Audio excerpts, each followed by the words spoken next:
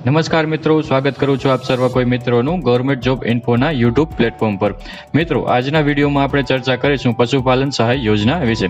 હવે મિત્રો, પશુપાલન સહાય યોજના છે તે ગાય ભેંસ જેવા પશુની ખરીદી માટે નાણાકીય સહાય આપવામાં આવે છે। રૂપિયા 1 લાખ સુધીની ધિરાણ સહાય આપવામાં આવે છે।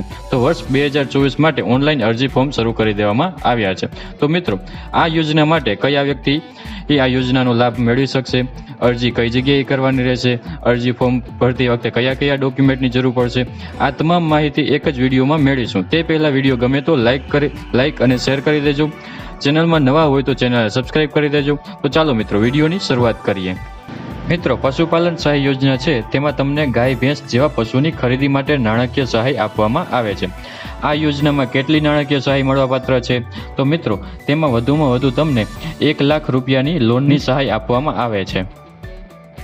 ચર્ચા કરી લઈએ આ લોન મેળવવા માટે પાત્રતા શું હોવી જોઈએ, એટલે કે લાયકાત શું હોવી જોઈએ। તો જે અરજદાર અરજી કરવા માંગતા હોય તે અરજદાર સામાજિક અને શૈક્ષણિક રીતે પછાત વર્ગના હોવા જોઈએ, એટલે કે ઓબીસી કેટેગરીમાં હોવા જોઈએ। અરજદારની વાર્ષિક આવક 3 લાખથી વધુ ન હોવી જોઈએ। અરજદારની ઉંમર અરજી કરવાની તારીખે 21 થી લઈને 45 વર્ષ સુધીમાં હોવી જોઈએ। અરજદારને તાંત્રિક તથા અન્ય કુશળતા માગી લેતા ધંધામાં અનુભવ ધરાવતો હોવો જોઈએ। આગળ મિત્રો, વાત કરી લઈએ યોજનાની લાક્ષણિકતા વિશે। તો મિત્રો, આ યોજનામાં રૂપિયા 1 લાખની લોન આપવામાં આવે છે, જેથી આ યોજનામાં વ્યાજનો દર વાર્ષિક 6% ભરવાનો રહેશે। અને મિત્રો, આ લોનની ભરપાઈ કરવાની રહેશે। તો ભરપાઈ કેવી રીતે કરવી? તો તેમાં મિત્રો, આ લોન વ્યાજ સહિત 60 સરખા માસિક હપ્તામાં ભરવાની રહેશે।